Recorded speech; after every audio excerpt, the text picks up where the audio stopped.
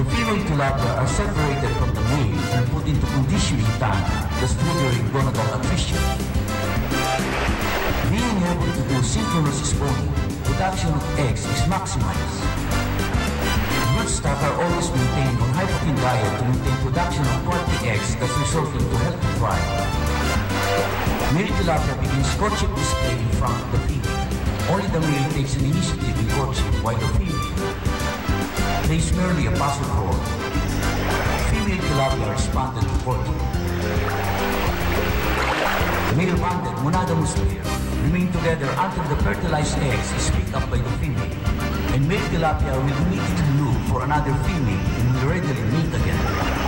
Almost all tilapia are mouth brooders, where one of the parents takes up the eggs into its mouth for hatching.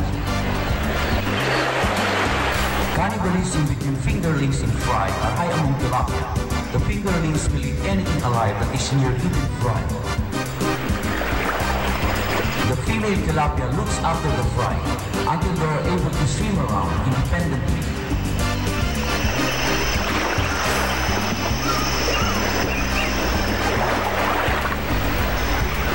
The female tilapia will open her mouth as a refuge whenever any danger threatens the young.